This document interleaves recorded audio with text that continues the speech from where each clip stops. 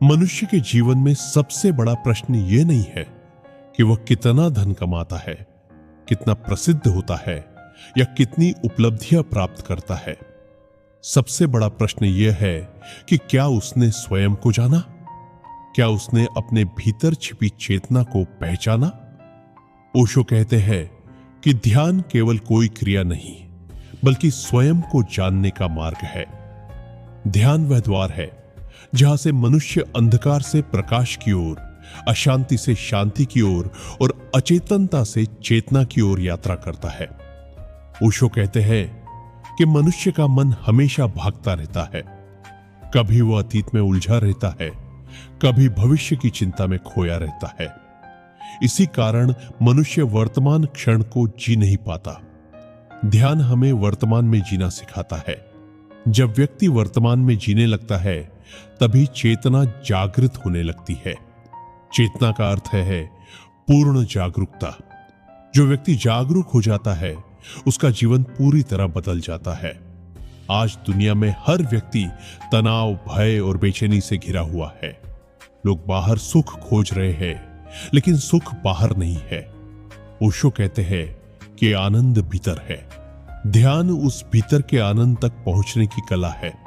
जब व्यक्ति शांत होकर अपनी सांसों को देखता है, अपने विचारों को बिना रोक टोक देखता है, तब धीरे धीरे मन शांत होने लगता है।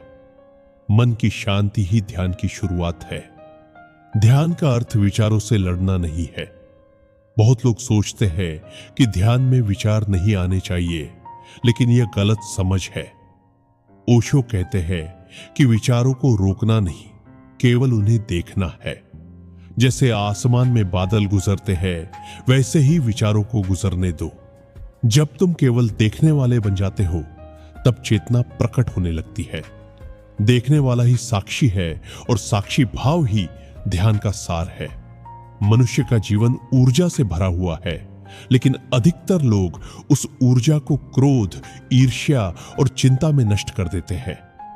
ध्यान उस ऊर्जा को रूपांतरित कर देता है। वही ऊर्जा प्रेम बन जाती है, करुणा बन जाती है और रचनात्मकता में बदल जाती है। ओशो कहते हैं कि ध्यान करने वाला व्यक्ति धीरे धीरे भीतर से इतना शांत हो जाता है कि उसके आसपास भी शांति फैलने लगती है। चेतना की सबसे बड़ी शक्ति यह है कि वह मनुष्य को स्वतंत्र बना देती है। सामान्यतः मनुष्य अपनी आदतों, इच्छाओं और भय का गुलाम होता है, लेकिन जब चेतना जागती है तब व्यक्ति अपने मन का मालिक बन जाता है। फिर वह परिस्थितियों का दास नहीं रहता। चाहे जीवन में कितनी भी कठिनाइयां आई, वह भीतर से स्थिर रहता है। यही ध्यान की वास्तविक शक्ति है। ओशो कहते हैं कि ध्यान कोई धार्मिक कर्मकांड नहीं है। ध्यान का किसी धर्म विशेष से संबंध नहीं है। ध्यान तो एक विज्ञान है।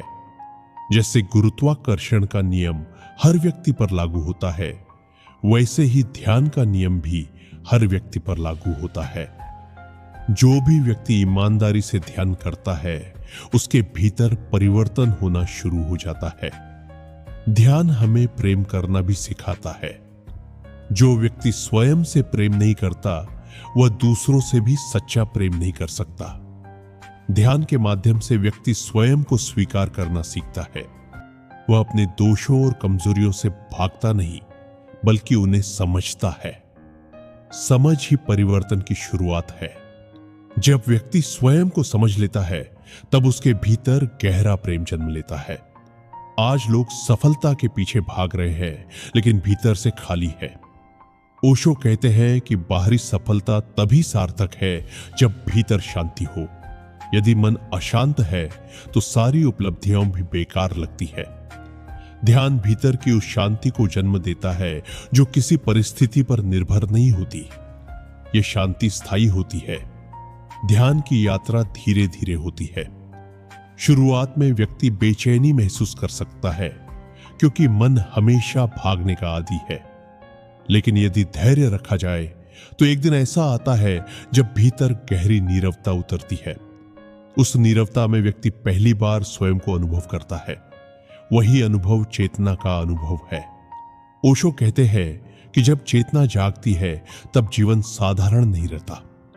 पेड़ अधिक हरे दिखाई देते हैं, आकाश अधिक सुंदर लगता है, संगीत अधिक मधुर हो जाता है, क्योंकि देखने वाला बदल गया होता है। संसार वही रहता है, लेकिन चेतना बदल जाती है, और जब चेतना बदल जाती है तब पूरा जीवन बदल जाता है। ध्यान का सबसे बड़ा लाभ यह है कि यह मनुष्य को वर्तमान क्षण में जीना सिखाता है। वर्तमान ही जीवन है। जो वर्तमान में जीना सीख गया उसने जीवन का रहस्य जान लिया। अतीत जा चुका है, भविष्य अभी आया नहीं है, केवल यह क्षण सत्य है। ध्यान हमें इसी सत्य का अनुभव कराता है। अंत में ओशो कहते हैं कि ध्यान कोई लक्ष्य नहीं बल्कि जीने का तरीका है। हर काम को जागरूकता से करो, चलते समय, खाते समय, बोलते समय, सांस लेते समय। धीरे धीरे पूरा जीवन ध्यान बन जाएगा, और जब पूरा जीवन ध्यान बन जाता है तब चेतना का फूल खिलता है। वही मनुष्य का वास्तविक जन्म है। ध्यान करो, क्योंकि ध्यान तुम्हें दुनिया से भागना नहीं सिखाता, बल्कि जीवन को पूरी जागरूकता और प्रेम के साथ जीना सिखाता है। चेतना की शक्ति तुम्हारे भीतर पहले से मौजूद है, केवल उसे जगाने की आवश्यकता है। जब वह जाग जाएगी तब जीवन में ऐसा प्रकाश आएगा जिसे कोई अंधकार मिटा नहीं सकता।